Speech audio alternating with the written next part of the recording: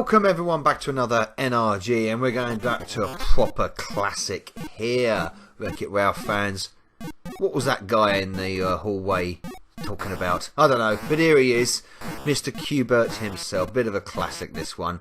This is on the Atari 2600, the Atari version, not the arcade, obviously, as you can see.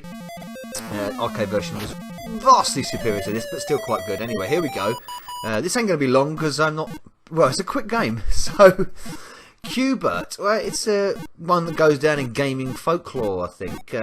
Way back in 1982, it came out in the arcades by the pinball manufacturer Gottlieb. If you remember them.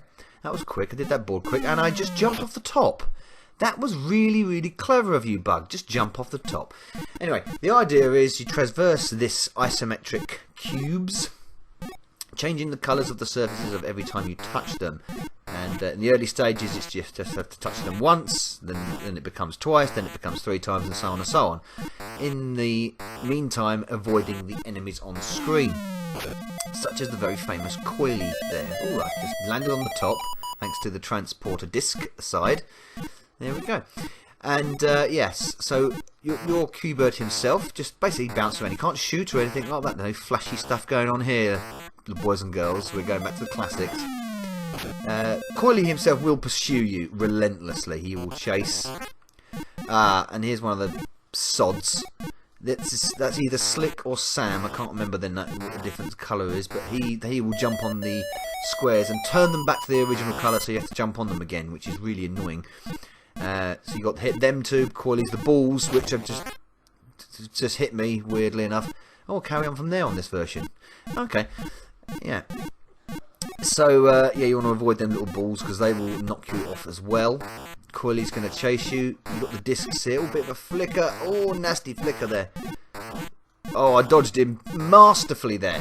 Absolutely masterfully. And the discs at the sides just transport you to the top. There's been so many versions of this out on different platforms. There's been clones galore.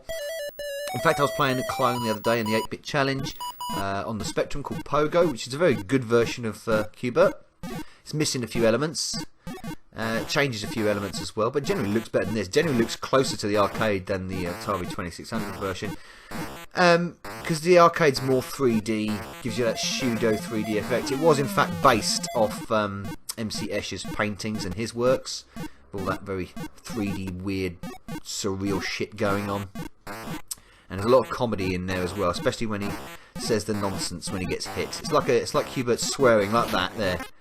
He goes. Or I'm going to call it. I'm going to say that word shitsticles. I'm going to say that every time he gets hit. It's shitsticles.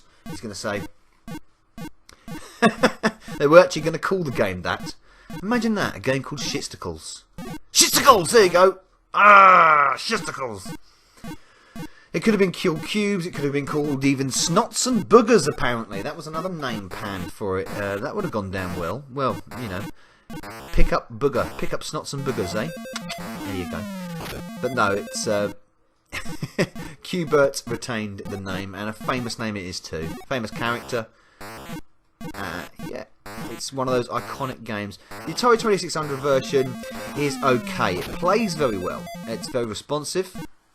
You've got to get used to the isometric layout of it, down, up, and all that mean a different position of where you jump diagonally, of course. Oh, now we've gone on to the invisible blocks. This is when it starts to get pretty tricky. Get out of that way. Oh, he does move around quickly as well, nice and quickly on the Atari.